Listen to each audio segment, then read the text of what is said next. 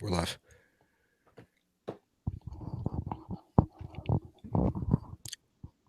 Last Mark Standing with lastmarkstanding.com with your hosts, Damian Salty G, and my wonderful co-host, as always, the world-renowned, the well-traveled, the all-encompassing heel Trina herself, the Marquis Hi, Smart. guys. Hey, Trina. How you jumping Hi, the gun, Damian. Trina? I know. Well, usually I'm late. Usually I'm late. So. And now you're mad early. Yeah, I know. I can't get it right. My timing's always off. Yeah, I know. But that's what happens with us. We don't get anything right until we start doing it. And you can find us on lastmarkstanding.com and on iTunes and SoundCloud, patreon.com/lastmarkstanding. WWE talk. And that's a rarity for us because we normally just dive into the big picture a la ESPN and sports reporting and things of that nature. But a big point of contention came out, especially after last night's SmackDown Live. Admittedly, I only saw SmackDown Live. I mean, Talking Smack, I should say. Sorry. Talking Smack right before we came on air. And how do I say this gently? In the holiday season, Santa was misbehaving. And if anyone's seen Bad Santa, with Billy Bob Thornton and Lauren Graham, Santa does some pretty naughty things, and he belongs on the naughty list. But in keeping with that tradition, a certain Santa Claus last night on Talking Smack decided to act like Billy Bob Thornton with Renee Young and Daniel Bryan, and it made things really uncomfortable. But Trina herself, for once, it's not me being salty. It's more like Trina's like, what the hell? So Trina, if you will, can you illuminate for our audience what exactly struck a chord with you last night during SmackDown, Talking Smack? Yeah, I mean, some of the reactions I felt like were interesting because, he was being crass. He was, in Santa. certain. We're talking about Santa. Yeah, Santa. Santa was being Rhino Claus was being crass. He was, sexually harassing Renee, and then Becky came on later, sexually harassing Becky.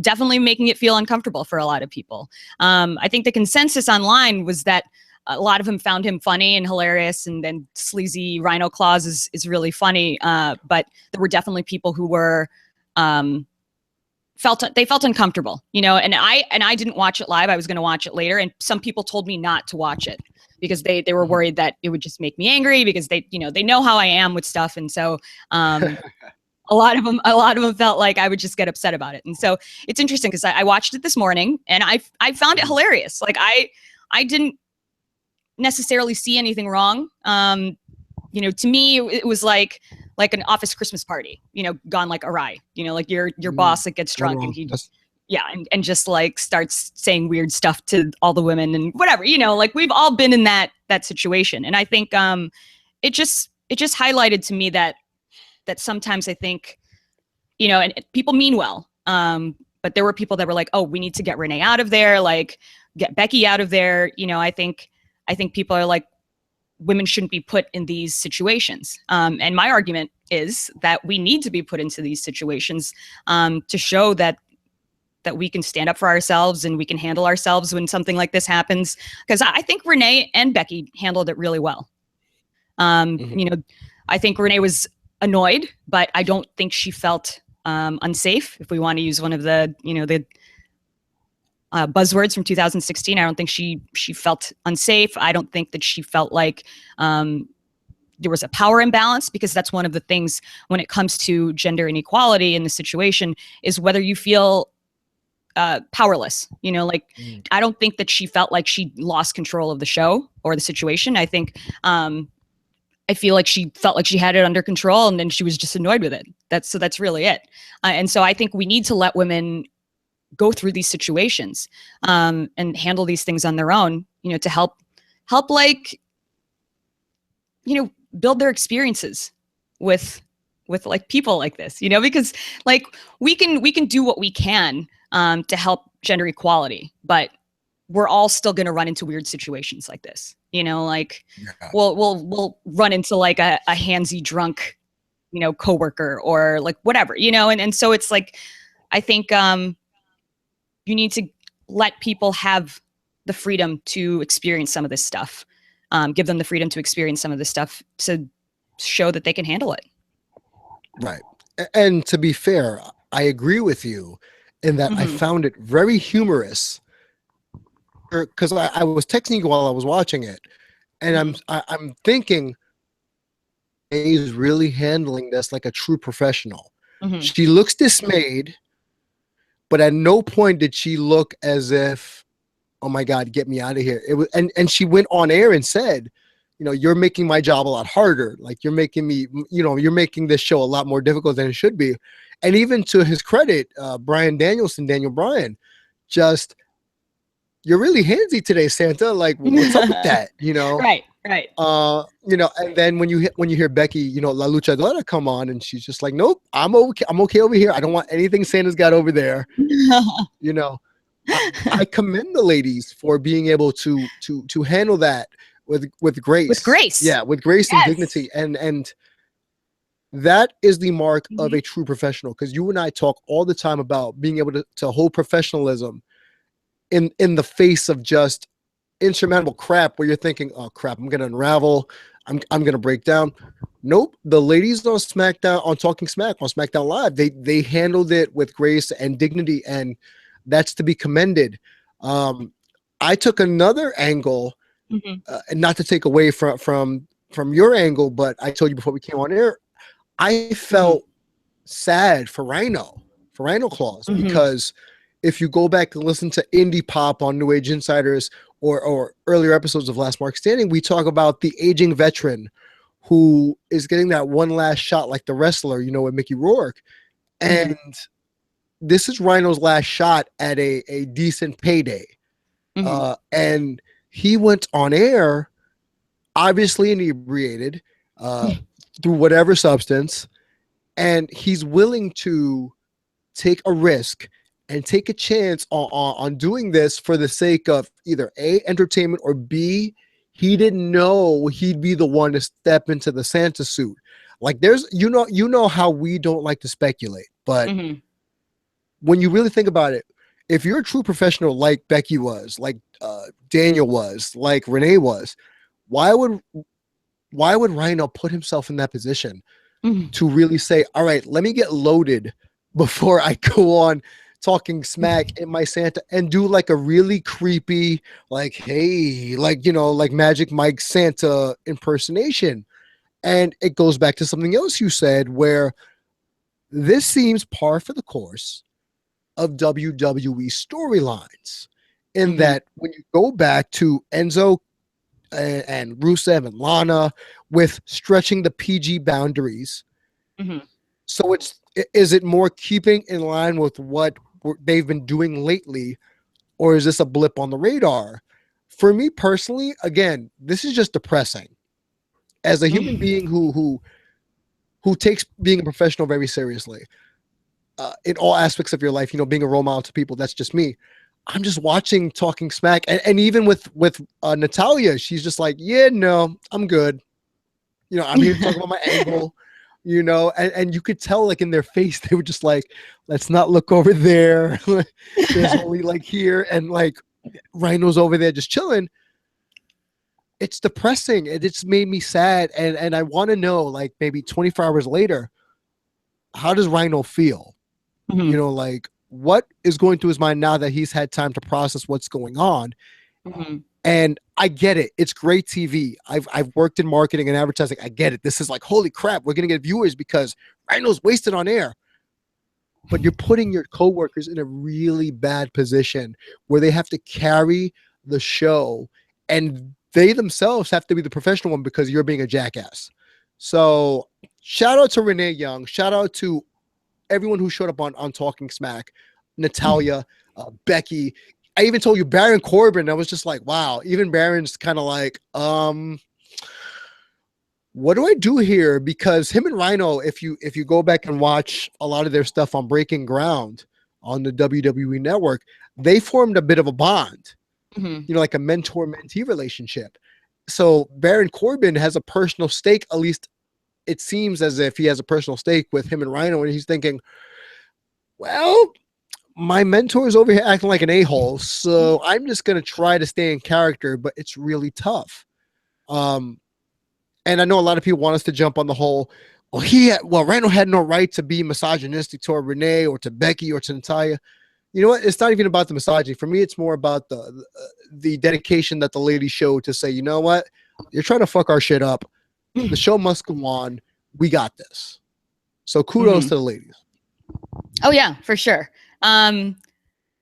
I'll play devil's advocate and just be like, that's my job. You know what? Yeah. Well, this time I feel like, you know, what in history of WWE has shown us that that this isn't just par for the course. You know, that like Vince or Kevin Dunn was just like, oh, it'll be really funny if you just like are sexually harassing drunk Santa. Like they probably thought that was hilarious. You know, and maybe like Rhino was the only one who knew that was happening, and then you get genuine reactions. You know, because if you're a professional wrestler, you know, if you wrestle on the indies, there are all sorts of ridiculous gimmicks that you have to pull off before you make it to the WWE. And so I think Rhino's a professional as well. And so I would like to believe that maybe this was the angle that he was given, and he just played it really, really well, or you know, just you know, I just can picture people in the back. Considering what we've seen on WWE television in the last couple of weeks. I know you don't watch Raw, but you know, it's the same discomfort level as you know, Enzo getting beat up in his underwear in a hotel room. It's all par for the course at this point. Like they've been pushing that PG rating for a couple of weeks now on both shows. God, like the amount of times that they said bitch on like SmackDown was so weird to me. You know, so it's stuff like that. I think it's par for the course. I think in my mind, somebody in the back, Kevin Dunn, Vince McMahon, whoever, was like, Rhino, just go out there and act like a drunk Santa that's sexually harassing everybody, and then no one else was in on it. So you got. Do you think he was acting, or he was really drunk? I think I don't know, because I made a joke. I was like, if he's acting, if he was this good at acting as a sleazeball, then he probably would have won his election bid. Oh. You know, but it's like. So who knows? I mean, I don't know. Like maybe somebody was like, here, just have a shot before you go out there and whatever. I don't know. Like the way more than one shot, Trina. Right. But the way that they're running Talking Smack is like a shoot. And so if you told me that like Vince and Dunn were like, yeah, do this, and then like had a bunch of drinks with him before he went on air and like made him take off his shirt so he just had that like that outfit on, you know what I mean? Like I could totally see Vince like procuring this whole thing and like not telling anybody. Yeah, right, exactly. He's like, Renee's gonna be so uncomfortable, it's gonna be so funny, you know. And it's just, you know, I don't know. That WWE hasn't given me anything in the past to make me feel like they would do anybody, you know, any justice here. Yeah, they are slow to evolve, and I think that's part of the problem. And it goes back to, even though I don't watch Raw, you know, it's things that I hear from people, and especially the whole, you know, the lack of evolution with Alicia Fox and Cedric Alexander, and with the Noam Dar thing. And I told you last week, and I said, instead of making Noam Dar the Scottish Supernova, he's the Scottish Casanova. And look, they're running with it now. And I even said they're pulling a gimmick where it's going to be circa Jericho, Christian, and Trish, where I wouldn't be surprised if Alicia Fox winds up with Noam Dar to screw over Cedric Alexander. And what that does for me, it just says, wow, you guys really keep leaning on stuff from maybe 10, 15 years ago. As if, you know, like, oh, you know how they always say, like, if something goes out of style, eventually it's going to come back into style. Yeah, what's old is new again. Yeah, so that's what's happening. What's old and pushing the boundaries and pushing PG is now new, because we've gone so long with this PG stuff, and people have been hearkening and bitching and moaning about, oh, we need the Attitude Era back. Well, they're putting the toe in the water with these risque, you know, conversations and storylines, and seeing the public perception. And I know in our inner circle, it's not a good perception, but I can't speak for the rest of the world and America. But for our inner circle, for anyone who follows Last Mark Standing or Indie Pop, lastmarkstanding.com, it's just, and I don't mean to simplify it that bad, but it just seems as if they're really reaching. And you made the comment that you feel as if Vince Russo is the one that's booking this lately. This is straight out of the Russo handbook. Mm-hmm. Yeah. Oh yeah. The last couple of weeks, especially like the Enzo angle on Raw, the sensitivity training, like all of these things smack of Vince Russo. And so, it's tough. Like I don't even know if they're purposely premeditating all of this.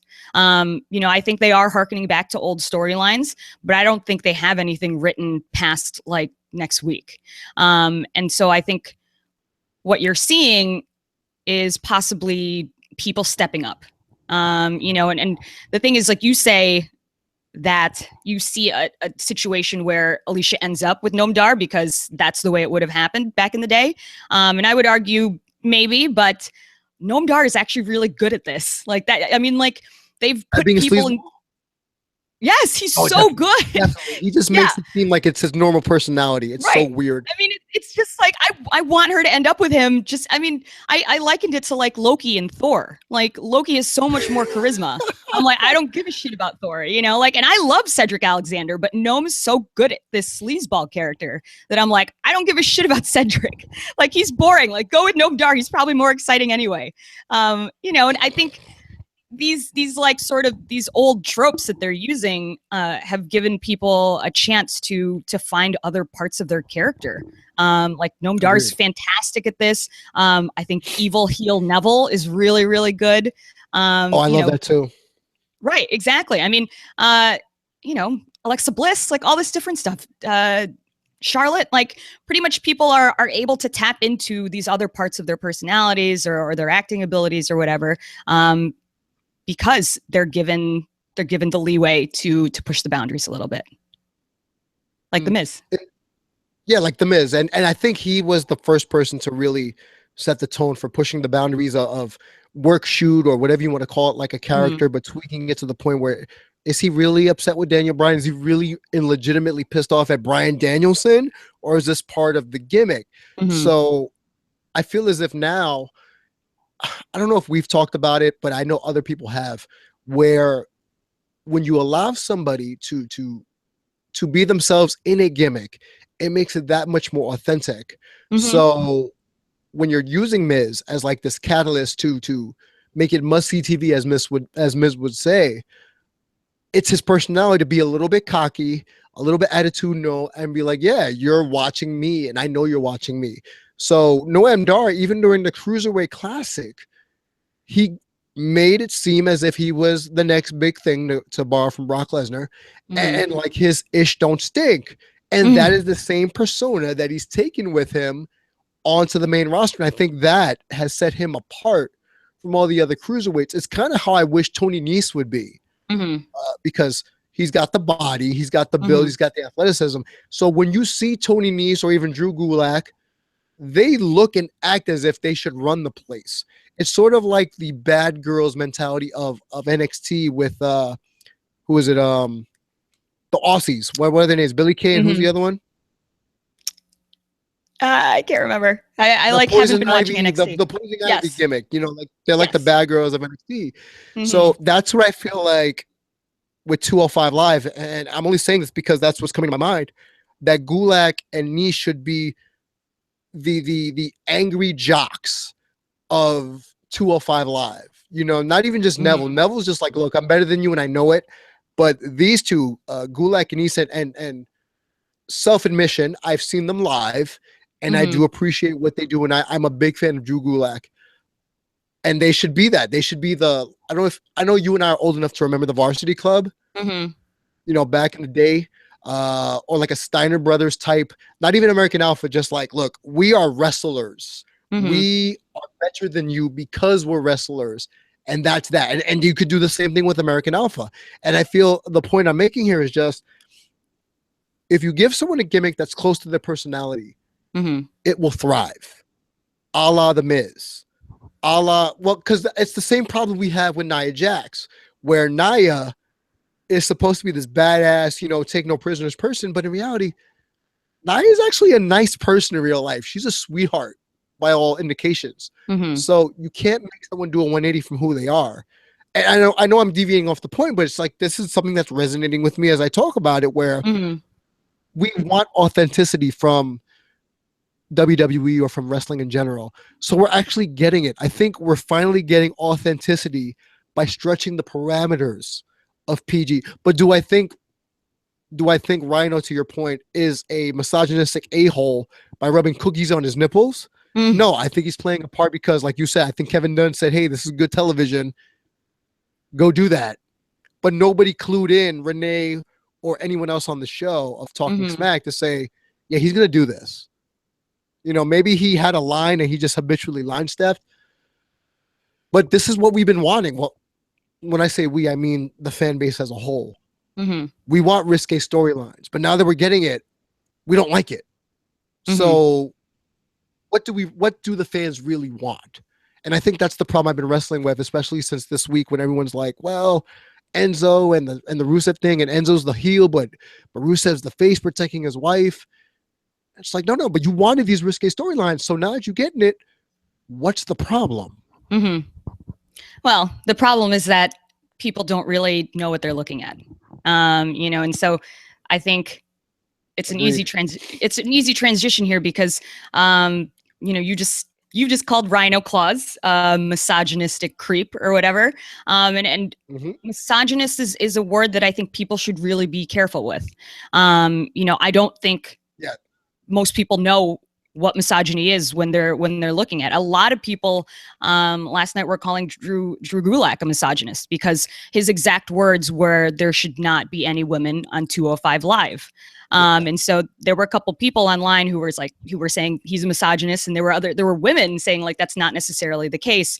And I think, you know, we have to be careful with these things. I think you shouldn't throw words like misogynist around. You know, because things are more complicated than that. Like it's never black and white. It's never like you either like women or you hate women. That's not how it is. Like, you know, maybe you support women's rights in every other way, but you're socially awkward and it, you know, comes off as a sleazeball move. Who knows? It's just way more complicated than that. And we just have to be careful throwing around certain words and certain terms because we don't want people to misunderstand the meaning of them. And so I think that's what you're seeing. You're seeing a confusion over how we're supposed to react to these risque storylines. You know, suddenly people are quote unquote triggered, you know, while others aren't. And so it's sort of like the election, you know, like sides were chosen, you know, like once people like chose a side, then suddenly you characterize them as something maybe they weren't, you know, or maybe they are, who knows? But I think that's the thing. I think WWE's been doing these risque storylines, and you have people who are quote unquote triggered and they're talking about it and they feel uncomfortable. And then you have people who are not uncomfortable with it and they're struggling with, oh, why am I not uncomfortable with this? Maybe I should be, you know, and it's just, I think WWE is making us feel uncomfortable, you know, by giving us what we wanted. And the reason we're uncomfortable is because this stuff is complicated and we don't know what we're looking at, you know, like, we don't know, you know, it's there that like some people just don't know what misogyny is. Like they just assume because Drew Gulak said no women on 205 that he's instantly a misogynist. One of the arguments that I was seeing from a female was that it's not that he's a misogynist, it's that he is a heel. And it's consistent with his heel character to say there shouldn't be women on 205. It's not that he doesn't support equal pay in the workplace or, you know, women's voting rights. He just, you know, he's a heel, he's a jerk. That's the kind of thing that he says, you know, like, and so you have to be able to look at the context of each situation and pick, you know, what really is misogyny and what, you know, is just a misunderstanding or, you know, an art form. I mean, wrestling is art. We've said that many, many times. And its job is to put caricatures of people and use hyperbole to prove a point. And so sometimes the characters have to be just over the top. They have to be rubbing cookies on their nipples to show you that, like, this guy is supposed to make you feel uncomfortable. If you didn't feel uncomfortable, they'll do more things to make you feel uncomfortable, like burping and all sorts of stuff. And so, you know, I think sometimes we forget that. Like, I think WWE can be a reflection of what we experience in everyday life. But we have to realize that it is an art form, and sometimes the reality on WWE program is heightened, you know, and caricatured and satire, you know. So it's like we can't take everything for what it is, and you shouldn't do that in real life too, you know, like just because a guy's like, oh, women don't belong here or whatever, and then throw around the word misogynist, and suddenly that's what people call misogyny. Right. And you hit the nail on the head about pretty much making everything literal when we're watching WWE or entertainment programming in general. Because think about what Gulak said. Women don't belong on 205 Live, right? But it's true. There's no women cruiserweight division. So why are there women on 205 Live? That's what he meant to say. That's what I took it as. And I know I'm probably going to catch a little flack from people by saying that. Right. But it's true. There are no women in the cruiserweight division. So when he says women don't belong on 205 Live, he's not saying get your butt back in the kitchen and make me some pie. He's just saying, in the realm of competition of the cruiserweight division, there are no women, and women shouldn't be involved in this competition. So I get what he's saying, and I could see it, I could feel it. Like, I went back and I watched it because, you know, I didn't watch Raw, but I went back and I watched that line, and I just felt the hairs on the back of my neck stand up, because I know at least 3 or 4 people went ding, ding, ding, ding, ding. That's misogyny.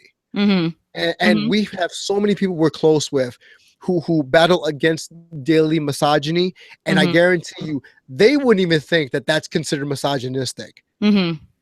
Because they would think what Enzo is doing to Lana in the Rusev storyline, that's more misogynistic, because he's trying to bang a married woman. That's effed up. But Gulak saying that, it's stating a fact that in this division there is no 205 Live. There is no women's cruiserweight division. Now, if WWE starts doing intergender matches again, that's a different story for another day. But beside that, I didn't see anything wrong with what Drew Gulak was saying. So I honestly believe in, and I'm going to say it again, you can send me all the hate mail, I dare to be Damian, but I don't see the point. I don't see where the misogyny is. If you want to use that small modicum of a line as literal translation to misogyny, you really need to reevaluate what the term misogyny is. Because Gulak is an employee. Let's start there. The writers are the ones that write this crud and say, hey, Drew, go say this. You really think, and I've seen Drew Gulak live. Trina, you know I have a soft spot for Drew Gulak. Yeah, both him and Tony Nese are super, super nice. So I can't even see them as heels, actually. Exactly. They're really nice guys. I've met them both. I've taken pictures with them. I've actually exchanged pleasantries more than like 2 seconds with them. They're not that way. They're going off of what the scripts they're getting. So don't paint the broad brush of like, yeah, Drew Gulak's a misogynist. Don't do that. Just, that's like Enzo. And is Enzo really misogynist, or are the writers misogynistic? And that's the part that bugs me. And I'm sure it bugs you too, because when we're watching, I mean, I don't want to echo exactly what you were saying, but when we're watching WWE programming, I think this is what's turned me off, is that all this bitching and moaning about we need the attitude era back, you're getting it to a degree, and now you would think because, no, maybe not, maybe because now we're supposedly a more progressive mindset of people. Now it's like, wait a minute, I don't think I like the thought of, and I'm going to flash back, Sable coming out with handprints on her boobs as a bikini, or Sunny dressing up like whatever to be the diva of the year, or Ashley Massaro or China or whomever, you know, on the cover of Playboy. That's not what we're tuning into. At least I'm not. So I think that in and of itself is part of the reason of maybe WWE has evolved, but they're still trying to throw out little feelers about like, hey, we haven't forgotten where we're, you know, what we were about. So to shut you guys up, here's some attitude, wink, wink, nod, nod, hint, hint. And if you like it, great. If not, I don't care. You're still watching it. Right. Well, I mean, we've talked about this before. I don't think that WWE is that calculated. And even if they are, I think a lot of their plans were thrown out of whack with injuries and all sorts of things. So whatever they had planned for December of this year, when they were planning it in January, like 12 months ago, I'm sure is totally different. I think that they probably saw what happened in the world, specifically with the election and things like that. And then South Park covered it too. And it's easy to get a rise out of people these days. Like it's easy to label people. It's easy to, quote unquote, trigger people and get people talking. And I think just from a business standpoint, creatively, they were like, maybe they were like, oh, let's get some old storylines and bring them back and see what happens. But I think they want to trigger us, like they want people like us to cover it this way. And then they want like people who don't understand it to just be dumbfounded and not understand it. And, like they want a reaction. Like that's the point, is to get a reaction from us. Right. Whether it's an intelligent reaction, whether it's emotional, like passionate, like whatever it is, they just want us to be reacting to it. And, going to social media and talking about it and things like that. I mean, whatever press we can generate, think for them is a win. And so, exactly. Yeah. And so that's what you're seeing. And I think the overarching theme that I get from this is that we probably need to not look at each other and always think the worst. Because when you look at Drew Gulak and the first thought in your mind when he says that line is that he's a misogynist, you're looking for the worst in him. Like you're not looking for the human. You're not looking for the good behind that. You're not looking, for every other thing he's done in his life that's proven that he's not a misogynist. You're going right to the worst case scenario. And I think in these times, and that sounds very like grave, but in these times and really any time, I think it's better for us to look for the good in each other as opposed for instantly looking for the bad. Because I think that's how we're getting triggered. It's like we're always constantly on the lookout for something that's offensive or something that's suppressing, whatever. I think you can just as easily turn it around and be like, yeah, you recognize that could be offensive, and then talk yourself down, like kind of rationalize it. So it's fine if like someone says women aren't allowed, and like your little sensors go off and you're like, that's not great. But if you can unpack it and be like, oh, it's his character, that's what a heel does, blah, blah, blah. Like, then that's perfect. That, that's you rationalizing it as a human being, as a person, seeing the art of what you're watching, like seeing the satire of what you're watching, and being intelligent about it. Because if you're just sitting there and saying, well, Enzo's a creep, Santa Claus is drunk and all this different stuff, like the world isn't, like the world is more complicated than that. Like gender equality, right? Gender equality is more complicated than that. And, it's just, you'll be a happier person if you look for the good in things as opposed to always looking for the bad. And I actually want to piggyback off that. You and I are very well thought people. We think things through. We don't jump the gun. We take a minute to survey the land before we make a decision or we express how we feel. And a lot of our fans at Last Mark Standing, at Last Mark Podcast, they'll feel the same way. But compared to us, or just in general, what do you think the normal reaction of the average Joe or Jane fan, do you think they'll have our mindset, or do you think they'll have a different mindset? You're going to have people that are going to go to the lowest common denominator or go to, or like the worst case scenario. But, I think the way we should look at it is that I'm grateful that something as encompassing as wrestling, something that joins us all together as a community, is giving us stuff to talk about, because now you have, people like our friends pointing it out like, hey, this is not necessarily what misogyny is. You know what I mean? Because if everything was just PC all the time, and boring and PG and didn't ruffle I was feathers, just gonna say it'd be boring. yeah, and like, didn't ruffle feathers, then wouldn't give us an impetus to talk about these issues in the first place. And so, a devil's advocate again, like maybe this is a good thing, like maybe WWE triggering social justice warriors is a good thing because now we're actually talking about these things. So, and for them, it all equals money. It all equals attention and media and press and all this clicks, like all this different stuff, this year has proven that triggering people pays off. Triggers equals money. Let's just put it that way. And that's the sad truth. And the fact that we're talking about it, the fact that people are going to battle against us, because there are people who are going to disagree with us at Last Mark Podcast, at Dare to Be Damian, and at the Marky Smart. Just I can't help that. We can't help how other people are going to react to us. That's how we feel. Tweet us, let us know. Do you have a differing opinion? Do you think that we're being too lenient on this whole misogyny angle with WWE, with Noam Dar, Drew Gulak, Enzo, Cass, drunk Santa Ryno putting cookies on his nipples, which for me is just very, very traumatizing.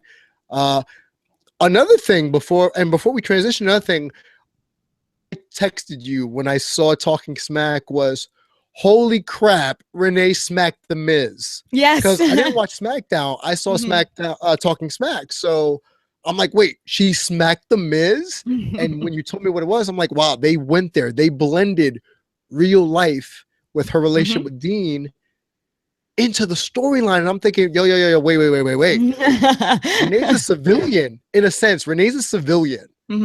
Why are you bringing her into this? But then I thought about it. If you really want to be technical, so's Daniel Bryan.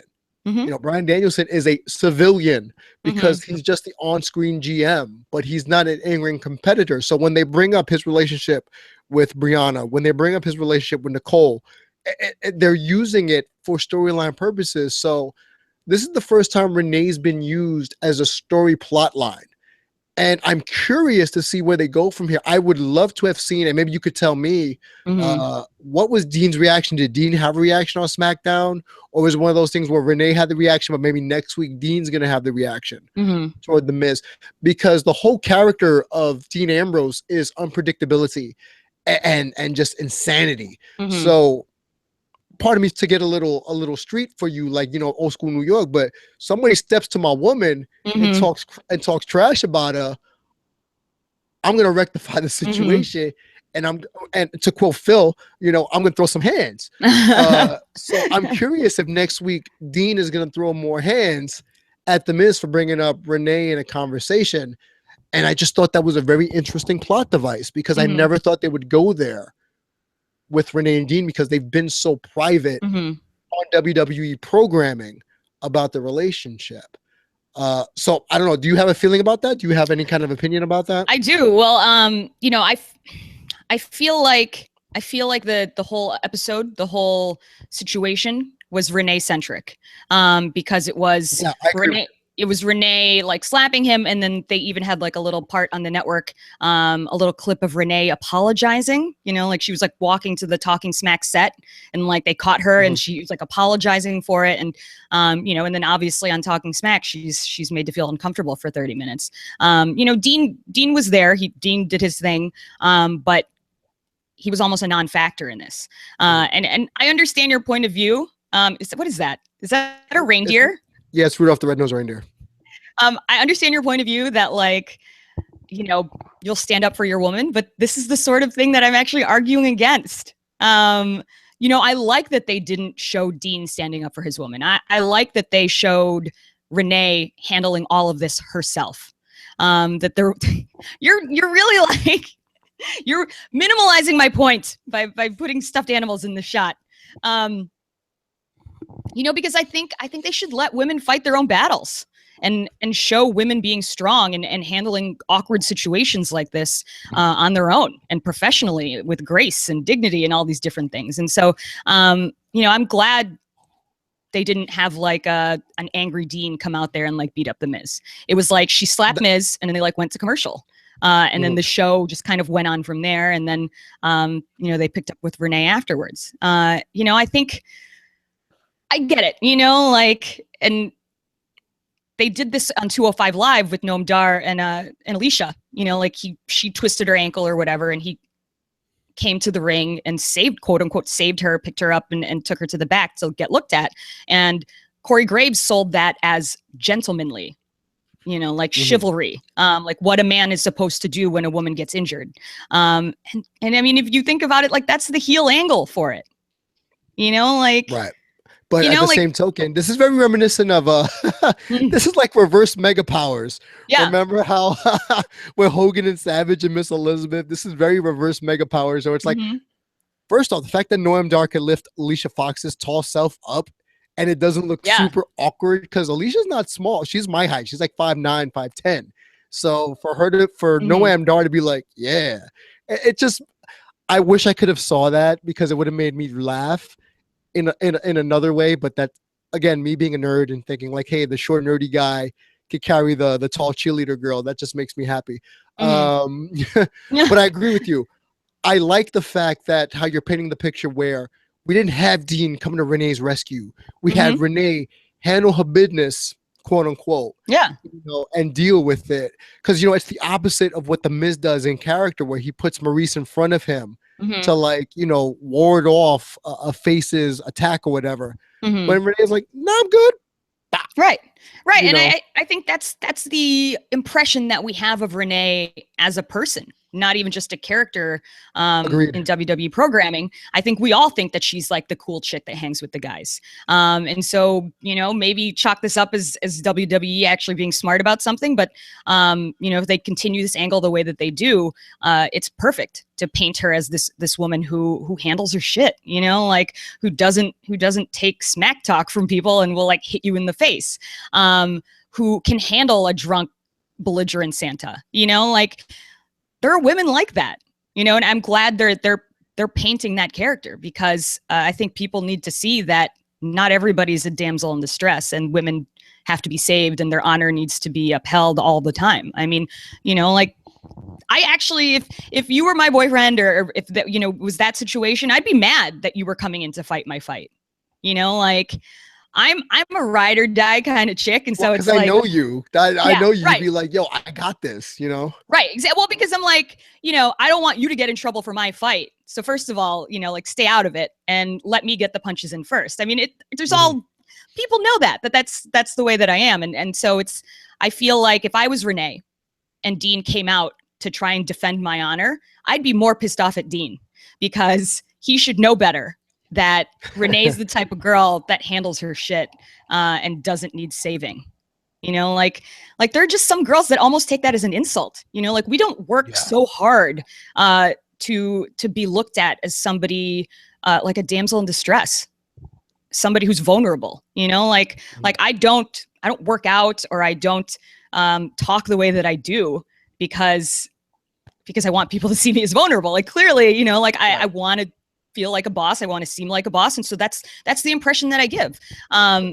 You know, and I think it's up to us to sort of break these norms, like these tropes of, oh, women are always in distress. Like you should save them because you're the man. Like, you know, these ideas of masculinity and femininity, like, well, it goes to the fact that WWE is trying to push this women's revolution, quote unquote, but that is keeping in with the same theme, is that these women don't need a man to back them up. And you know me, Trina, I love this. I love the fact, because I was raised by a tough woman. I surround myself, my best female friends are all tough women in the This is true. Yeah. I only date women who are tough and can handle their stuff. I don't date girly girls. You know that. So women who are independent enough to hold their own, you know, and don't need anyone's help, not to be stubborn, but just, yo, I got this. It just it shows me that on one hand, WWE is listening, especially when it comes to that thought process where we don't have a damsel. But on the other hand, I get dismayed when you have the Lana storyline where it's Rusev coming to Lana's defense because he's her husband. You know, and this goes back to the whole our SmackDown and Raw being written by completely different writing teams, where where you have SmackDown's writing team progressive, and you have the Russo-esque Raw writing team, where it's like, yo, where's the disconnect here? And it bothers me. It really irks me, and I'm glad that I'm doing the Raw strike still. I'm like, what, 12 weeks in now that I haven't watched an episode of Monday Night Raw. And I'm glad, because if this is what's on my TV, pass. I don't know how you guys deal with it. I really don't know how you men and women deal with watching this crud on Monday Night Raw, because who writes this garbage? Right. Okay. So you haven't been watching Raw, and so, you know. No, I rely on you people to tell me that. So you and all of our fans at Last Mark Standing, that let me know what's going on with Raw. So the interesting thing about the Rusev Lana storyline is that the crux of it is, yes, he's defending his wife's honor, but yet he's the bad guy. You know, like, he's the bad guy, and he's impotent. Like, he is unable to continue to defend his wife's honor week in and week out, because Enzo just keeps getting the best, you know, the best of him, and seems to throw in jabs here and there, and so it's like they're painting it as this is Rusev protecting his wife, but yet he's incapable of doing it. And then you have, it's so confusing, because it's like, who's the bad guy here? You know, like the guy that tried to sleep with the married woman that went to her hotel room to try and sleep with the married woman, or like the guy who's just defending his wife's honor. And so it's a hot mess. It's a hot mess. And it's, again, like, I have to say, as a podcaster, as somebody who likes to talk about social justice and issues like this, like, I'm a little grateful that they're doing this weird stuff, because it opens up all these conversations. You know, like, reasonably, it doesn't make any sense, you know, what they're doing, all this like weird stuff of making Enzo sort of the good guy, but not, you know, like, it doesn't have to make sense. Like, when does it ever make sense? Well, again, it goes back to context, and something you and I really love to get across to people. It's, if you take it at literal context, of course, you're going to have these social justice warriors. And when I say that, hi Laz, because he's always at war with social justice warriors. But that's where we are now in society, where what you said triggered. One thing can trigger a human being and table flip. Roar, I don't like what I'm seeing. And let me take a half step back. Remember Berries? Remember the Kevin Owens heel actions toward that one child, and the mom was like throwing a tantrum on Twitter and social media. Right. And he shut her down. He shut her down hard because she said that, oh, maybe I don't really care. I'm just trying to get free stuff. You see what I'm saying? Like, that's the part that irks me, is we are so quick, especially in wrestling. Let's just keep it to wrestling. They're so quick to grab their pitchforks and their torches and burn the village to the ground, just because they don't like one thing, not the amalgam, one thing they don't like, and it's like, no, I'm done with WWE. This is garbage. But meanwhile, they're tuning in next week, and they're tuning in week after week. So if you're done, why are you still watching? And that's my number one question. Why the hell are you still watching if you have a problem with what you're seeing? Again, it goes back to context. If you're mature enough, and I know TRINA, myself, and a lot of our listeners at Last Mark Standing are mature enough to differentiate between reality, entertainment. This isn't how Enzo is. This isn't how Drew Gulak is. This isn't how Noam Dar is. This is just the work of the writing staff. So if you're going to bitch and moan about what you're watching on television, and I know I'm going to get hate messages. I'm actually starting to get hate messages now to my inbox, FYI. Oh my gosh. And I'm not going to read them on air, but I'm actually getting some to my inbox right now. What are you doing? What do you want from your television programming? Tweet me. Tweet at Dare to be Damian. Tweet at Last Mark Podcast. Tweet at Marky Smart, even though I know you're not going to give it to her. What do you want with your programming? You can't have independence by females and characters 1 minute, and then say this is bullshit. I don't like the way you're portraying my favorite character. Mm-hmm. It's getting tiresome, and you know me, I don't get exacerbated too often. I normally go into salty mode, but it's more like, what more do you want? And that's my crux. Is we watch this stuff religiously, and we still complain. Like, what we're doing right now is not complaints. It's shining a light on the storyline and what the perceived notion is that we are all getting from it, because that's what social media does. That is what we're experiencing. So don't tweet me and don't message me as one person is now messaging me saying I'm missing the point completely. I'm just as much of a pig as Drew Gulak was on Monday night. I shit you not, Trina. That's what I just read. What? Someone, oh my God. Someone just wrote me that I am as much of a pig as Drew Gulak was. Nice. Thank you. Okay, first of all, Drew Gulak was playing a character. And just saying women don't belong in 205 doesn't mean anything. And I don't know. I mean, I could spend the rest of this episode like defending both of you. But you know, it's not black and white. Like, just because it seems that way to you, that's not the way the world is. Like, it's so much more complicated than that. You know, like, Damian is such a champion for women's rights. Like, he's so much more feminist than most men that I know. And it's like, I am? Yes, you are. So, you know, that's the thing. Like even if he's missing the point, know and hope that he can change and see the bigger point later on. Agreed. Realize that he's a good human being and he's trying to do the right thing. And maybe at this moment, he's just a little confused about what he's seeing and what he's talking about and what he's hearing.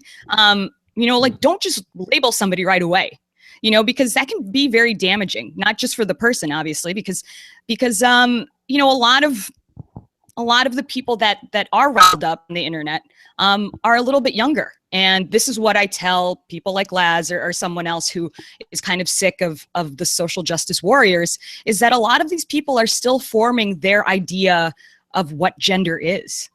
They're forming their idea of what feminism is and how men are supposed to treat them in the society. I mean, a lot of them are just in college, you know, like they haven't been out in the real world, you know, like college is a safe space. I mean, you know, like you're in a cocoon.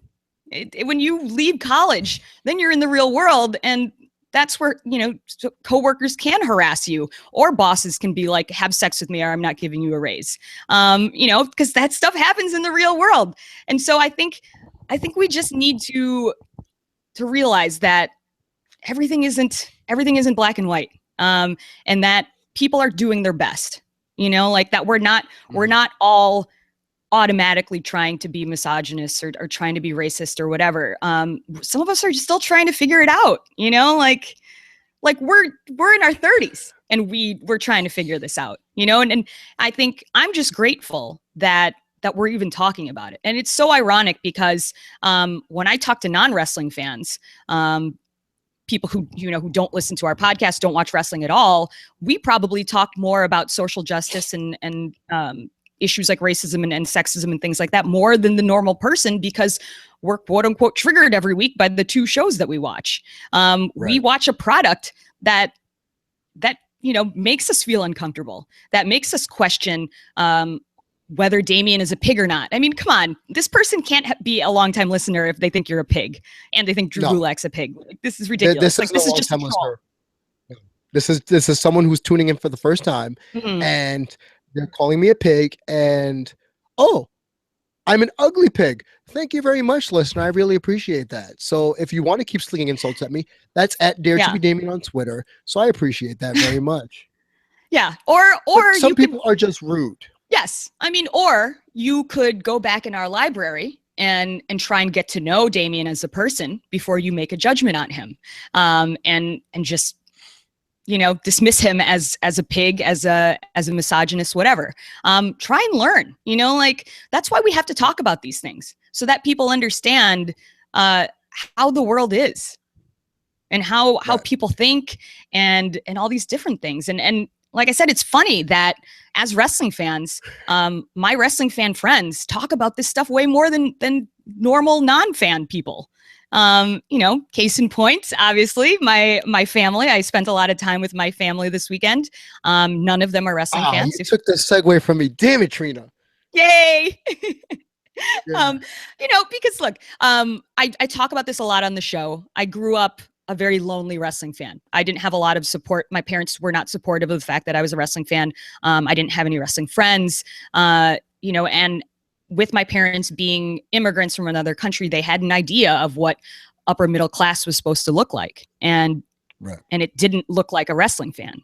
So, I mean, there were many reasons why I was not supported as a wrestling fan. And to this day, like I said, I'm in my 30s, still not supported as a wrestling fan, and now not supported as somebody, as an internet broadcaster and podcaster covering wrestling. And so if you follow my Twitter, you saw that this weekend I was home with extended family. So aunts, uncles, cousins, there was a whole bunch of us, and we don't get together that often. We're all like in different places now. And so these, the holidays are the times when we can really connect with each other. And I had a family member, literally the very first thing that was said about Last Mark Standing and what I'm doing with wrestling was, "Oh, do you get propositioned to have sex with the wrestlers?" Like that was the first thing that was said. That was how that person came at me. And you guys know me, if you even have known me for just the show. I don't stand for that kind of stuff. It's like, that's very disrespectful to come at somebody like that. I think to phrase the question like that is very disrespectful. And for somebody who has known me for, 30 something years, for them to ask that question in that way presupposes that they think a certain thing about me. Because, they didn't say, "Hey, is this safe?" Or, do you find any trouble or whatever, like by saying, "Do I get propositioned?" means that I'm the type of person that gets propositioned. And, my argument was like, look, it's the same as me going like, "Hey, don't stab that guy over there." It presupposes that I think you are inclined to go stab that person. And it's like, whenever I make that argument, I get labeled as ungrateful. That people What? in my I get labeled as ungrateful. That I don't realize how much people in my family care about me. And my argument is like, look, I'm an adult. Like, I understand that you still see me as a child or whatever, and that you care about my welfare. But I think this goes back to context and wording and phrasing and being exact with the way that you approach a situation. I feel like if she had worded that question a different way, it would have changed the entire situation. Agreed. If she had just worded it as like, "Oh, I'm worried, are you safe, like when you're going to these environments?" Like even just like that, like something innocuous like that totally changes the tone of the entire conversation. But like, I mean, literally the second she said propositioned, I was just like, let's that word. Yeah. Right. Like, let's talk about it, and so, that's why it's like, be careful when you call someone a misogynist, or the way that you're talking about someone's job or whatever they're doing. It's like, because I don't know, like I get it. I get that she's concerned for my welfare and things like that, but it doesn't show respect for the person that I've tried to become, for the last like 34 years. And it's like, what in our history together makes you believe that that's the way that I operate? And so you just have to be careful. This is why we need to talk about this stuff. Because, in her normal life, she's not talking about sexism.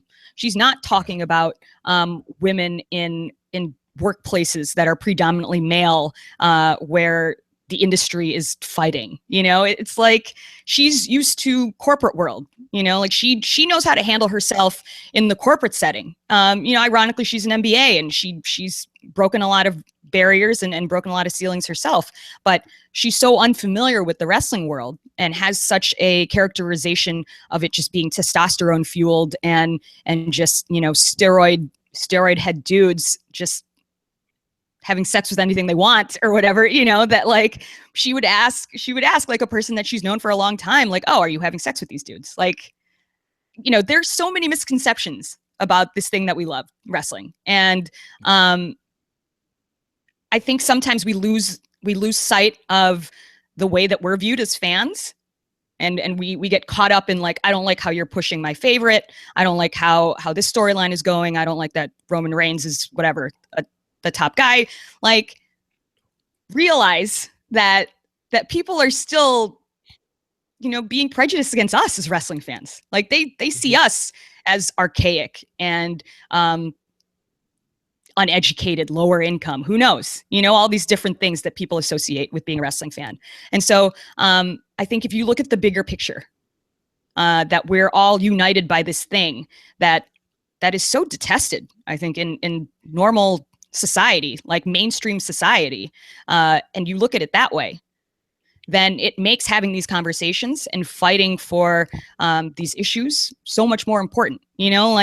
Yeah. I felt bad because it's like, I talk about these issues on a daily basis. Like I felt like I knew the real world more than this adult. Yes, because we're constantly talking about it. Like I'm constantly refining my idea of what a feminist is. I'm constantly refining my idea of like the way men are supposed to, interact with me and the way I'm supposed to interact with men. Because it's there every week.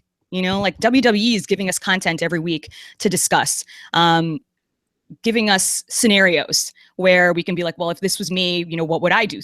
Things like that. Whereas I think if you're in your bubble of just normal, everyday mainstream life, you're never challenged the way that we're challenged every Monday night, every Tuesday night, every Sunday pay-per-view and things like that. And so it's like, look, like we're probably the more enlightened bunch. And I think we shouldn't focus on the fact that Roman Reigns could have 2 belts and maybe focus on the fact that we can do something good here. If that's their point of contention, if that's the thing they're thinking about right now. Oh my God, a lot of people were thinking about that. Yeah, I know. But then again, those aren't our listeners. You know that, right? Those aren't the people that listen to our show. Mm-hmm. I remember when you told me about your aunt situation, and I know you. And I know you well enough to know that you were hot. You were ready to uppercut somebody up in the mouth and just like, bang. Yeah. So, because the same reaction I would have had, because, I went through something similar, even though it's not family, where I'm not going to trivialize what happened to you. That's some bullshit. The family I grew up in. And the minute I tell them I have an internet radio show, my family's like, oh, that's it, or if you meet, let's say, a promoter or someone in the wrestling business and you try to interview them, just off the cuff, and they tell you you're not a real broadcaster because you're not on a network, that you don't matter. So it's frustrating. It's really frustrating when you love what you do, and we love what we do here at Last Mark Standing. But when we're thrown, we all go through barriers. All of us will go through barriers in our lives that we have to overcome. You had to go through it with your aunt, and you've had to go through it since we started the show back in April together, where every day it seems as if someone's not taking you seriously, or someone's minimalizing your efforts, or just in a way patronizing you. And on the same token with me, it's like, oh, you talk about wrestling, lame. Oh, you're not signed to a network even though you went to broadcasting school, loser. Or because I'm trying to interview you, you think I'm just some sort of fanboy. When in reality, I really wanted to pick a person's brain about what it takes to run a promotion, what it takes to work the psychology of getting wrestlers to show up for a minimal payday. That's the stuff we fight every day when we do the show. Because you guys think that maybe we show up once or twice a week and that's it. No, a lot of our shows are taken from our real lives. For all you new listeners, all of our shows are taken from our real lives, and we use wrestling as a context to how we frame what we deal with in terms of being wrestling broadcasters. TRINA with her aunt, that's not an isolated incident, and I wish I could say it was, but it isn't. Me being shoo-shooed by a person who works in an independent wrestling organization, that's normal for me. That was normal for me when I try to interview people when I just did a sports show. So that's par for the course. But what people don't understand is that they just think that, oh, you guys just talk about wrestling. You guys just want to talk about Roman Reigns and your Roman Reigns hatred. Man, go back and listen to our Roman Reigns episode where we separate between Joe and Roman. Yeah. And if you don't know who Yeah. Joe is, go back and listen to it. That's Yeah. what we're about here on Last Mark Standing. And I want everyone who's listening, who's a new listener, because I had a couple hit me up on Twitter, on my DMs. They were very kind. And I want you all to go back and listen to what we have to say, because it goes back to the main theme of context. Mhm. Everything we say in terms of wrestling is context, be it a storyline, be it how we view certain wrestlers, be it how we view a pay-per-view breakdown or a match breakdown. Even on indie pop, when we talk about our independent wrestling forays, that's all in the construct of wrestling. So Mhm. while you have someone, as long as you have show A over here talking about, and you know, and you'll know this, Trina, the Usos are thugs. You know Mhm. where that came from. Right. Where we'll take that and be like, oh, well, why do you think the Usos are thugs? What in your brain is telling you the Usos are thugs? Mhm. So, and I remember this distinctly. Remember when you and I hung out down south, like Mhm. we tried to pitch our idea to people, and it was almost like they were going over their heads, like, what? Wait, I thought wrestling was just stupid, fake, like whatever. It's like, no. And the reason why I'm waxing poetic about this is just so I can stress to you people out there and you listeners to Last Mark Standing. Trina and I go through this daily. The slings and arrows that we do for this show, you won't know about 90% of them. What we see on air is probably the 10% that are the worst case scenarios, or not even the worst cases, like 8 or higher, bro, situations. So we don't tell you everything that happens. We don't give a crap about person A is not pushed over person B. Yeah, we'll touch on it. Like I've told you before, I love Luke Harper. I love Cesaro. Am I upset they're not getting pushed? No, because I don't run the company. And the company's not going to listen to me. And let's face facts, they're not going to listen to us.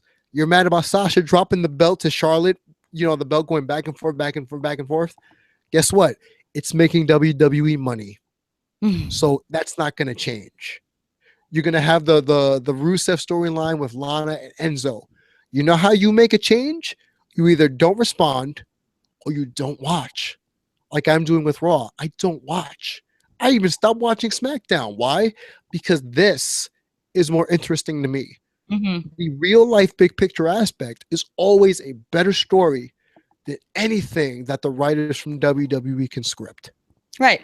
And I mean, look, we're adults. Like we have the power to choose how these things affect us. And so if you choose to take away from Raw that they're going to give Roman Reigns 2 belts and you don't think he deserves that, I think you need to think a little broader. I think you need to realize what's going on, you know, that there's stuff going on in the world. And I don't know, you know, maybe not. Like maybe that's not everybody's cup of tea. Maybe everyone just wants to talk about the way somebody's being booked, the way like Braun is just squashing everybody. You know, like that's fine too. But for the people out there who do care about these issues, the people out there who do want to talk about this stuff and want to see how wrestling applies to our lives as adults now, you know, this is what we're trying to do. You know, we're using wrestling as just a catalyst to bring us all together. Like obviously that's our common thread. That's our common thread. We all like wrestling. We all watch the same thing, you know, like we all watch Raw or maybe SmackDown or whatever. And just using that common thread is enough to be like, look, we all saw the same thing. Now let's talk about it. Let's see what it says about society. Let's see what it says about the way that we view it and the way that we conceptualize it. So, you know, the non-fans are never really going to understand because there's such a stigma about the wrestling fan and wrestling in general that they're never going to understand that you can do an hour and a half episode about anxiety or depression or about racism or sexism just based on one wrestling match. They're never going to believe that because they don't see it the way that we see it. And so, you know, I don't know, like we're at least doing something productive. We're not staying in a bubble. we're talking to each other. Even if the people disagree with Damian and they're like slipping in his DMs and saying a bunch of horrible things, at least now people know that there are people like that, like just know that there are people out there who really hate Damian. And he's like the nicest person ever. I mean, there are people who can't wait to meet you because they think like they just want to give you a hug, right. like Matt Kenway is the sweetest. And he's just like, I really can't wait to meet Damian because I cannot believe he gets hate mail. Like, I think he's the nicest guy ever. And he's like, I just want to like meet him and say hi and like tell him sorry that he gets hate mail and stuff like that. So, I mean, I don't know, like we're doing something productive. Right. And I think in this day and age, we should just focus on doing that. Like the haters aren't going to get it. The non-fans aren't going to get it. But the more that we can involve in this conversation and the more like fans we can get talking about certain issues and whatever, and seeing wrestling in a different way, the better, because I think everybody hopefully is learning from each other. Like I said, we have a lot of people on wrestling Twitter that we communicate with that are just college students, and I think younger. Yes. Or younger, even that. No, Enrico, like even younger. And so it's like, they don't get this conversation like organically, like nobody's like going up to you in the quads, like, hey, how about that sexist professor or whatever, like, so they don't ever get to talk about this stuff. And so we're bringing it to you through wrestling and hopefully it's making a difference. Like, hopefully it makes you want to bring up these issues with people who don't explore this kind of stuff on a regular basis, because, this weekend showed me that the normal non-fan is not exploring issues like this. Because why? They're never challenged. We're challenged for 3 hours every Monday. We're challenged, for 20 minutes during Talking Smack. Like, a lot of people who were very level-headed saw that Rhino segment and they were just like outraged, like poor Daniel, because he's in the military. He was just like, no, don't watch it. Like like I saw him go into boss mode and he was just like, this is so inappropriate, blah, blah, blah. And it's funny. Yeah. And shout out to Daniel for being one of our sponsors for Last Mark podcast on Patreon. He's one of our major sponsors. So big shout out to him. I'm looking forward to meeting him when we go out to Glory Pro in February. And for those that don't know, TRINA, myself, and with a large contingent of the Last Mark Standing Army, because apparently we have one. Mm-hmm. So we're more of a militia. So the Last Mark Standing militia will be making a pilgrimage to St. Louis or Alton, Illinois, to support Big Mike Elgin's Glory Pro promotion. Mm-hmm. What's the date? It's February 19th? 19th. Yeah, it's a Sunday. Yes. Sunday, February 19th, Alton, Illinois. So if you want to meet TRINA and myself, we will be there with the Last Mark Standing Militia.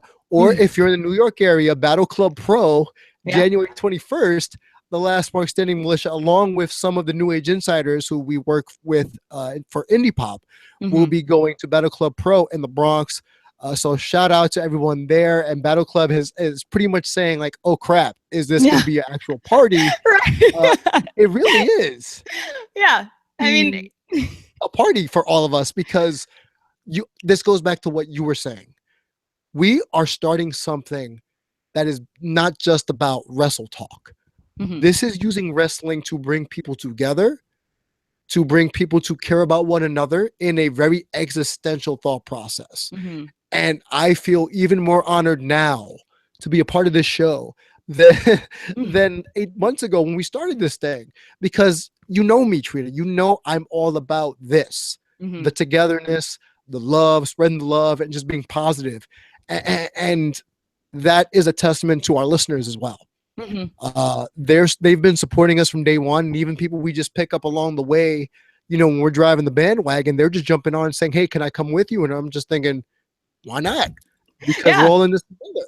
Right. I mean, look, even if we only get somebody for one episode, at least they know now that there are people out there talking about wrestling in this way. Agreed. So it's just like, don't be shy, like jump in. Like when we first started doing this, and specifically with the Roman Reigns episode, because we did talk about our own experiences with anxiety and depression and mental illness and things like that, we got a lot of people DMing us and sending us their life stories and just sharing their lives with us. So if you're new to the show, this is the kind of interaction that we have with fans. We like that we can inspire people. We like that people see themselves in us and see themselves in our experiences. Because that's what it's all about. This is why we sought out to do this, is to find what was common between us as adult wrestling fans. And it's like these days, as we get more and more divided, I think, with things, it's going to be harder to keep finding commonalities. And so if we can keep coming back to wrestling, even if you don't watch Raw or whatever, you can still follow like what's going on. We're all still seeing the same thing. You still watch the pay-per-views or whatever. You can watch Talking Smack. It's still the same thing that we're all attached to. Right. And so I think, that's the thing. That's what we're trying to do here. So if you're new, go back into our library and see, because I actually, I cry a lot. Yeah, TRINA cries and I have no heart. I didn't cry today, which I was a little worried that I would. But I cry a lot, because we do share our lives with you guys. You know everything about us, and we've shared a lot of tough times with you, our upbringings and things like that. And we just want to relate. We want to make you guys feel like you're our family, because we look at you guys as family. Exactly. And I've gotten some nice messages, and our friend Enrico basically said, and I know he wouldn't have a problem of me answering this, saying this: you two have transcended the general meaning of wrestling podcast, quote unquote. I'm gonna cry now. But it's true. I mean, I'd like to think you and I have, I wouldn't want to use the word transcended, because that's something totally different, but we're not the norm. We're not the hater fan. We can be. We can break down matches if you want it, because if you apply to patreon.com/lastmarkstanding, you could hear a lot of our overtime episodes where we talk about predictions and we talk about just stuff that's not typically last mark standing. Yeah, we fantasy book. Yeah, we hate fantasy booking. But like, prime example, I love what they did with Braun Strowman on Monday. But I'm not going to talk about that here. You're going to have to find it on patreon.com to see why I like what they're doing with Braun Strowman. Yeah. Become a patron. Become a patron for as low as $1. $5 gets you a shout out on a roll call. $10 episode or a month gets you a private, I want to say a Google Hangout with me and TRINA while we answer questions, and we will make that a Patreon only show for those patrons. So patreon.com/lastmarkstanding. Tweet me at Dare to be Damian. Tweet TRINA at the Marky Smark. Our show is at Last Mark Podcast.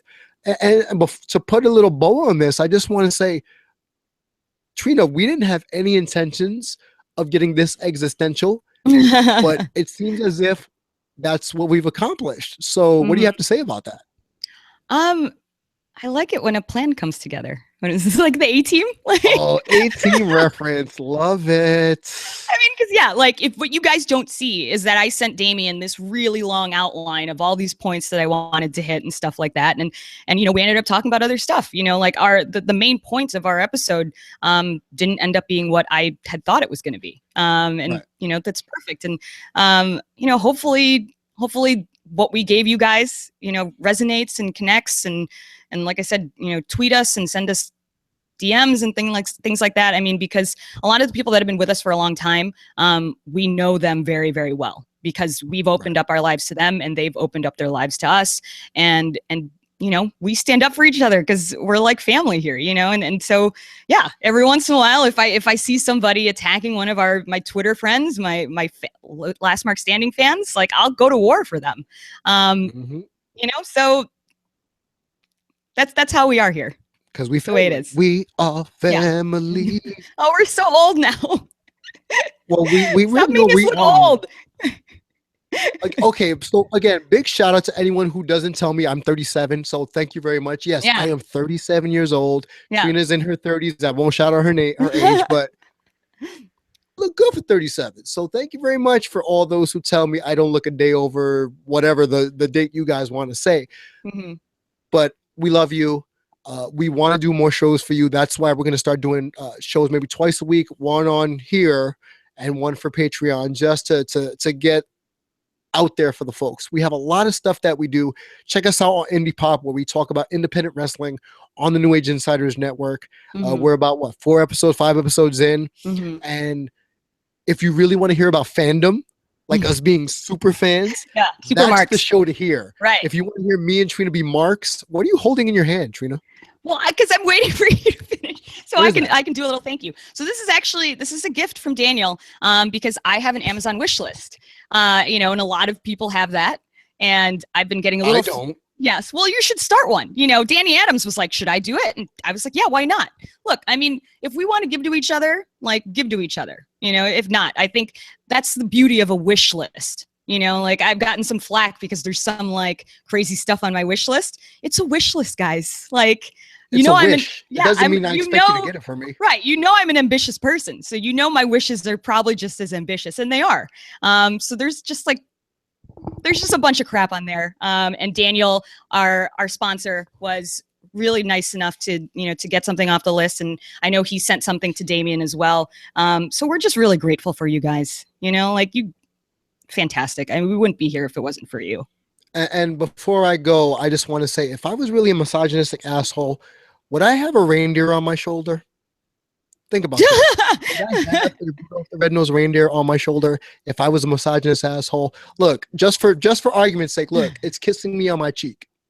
So I can't be that bad of a guy, right? Trina? He's not. He really isn't. Like, he... Thank you, folks. We love you, and we'll see you again next time. See you later. Bye, guys.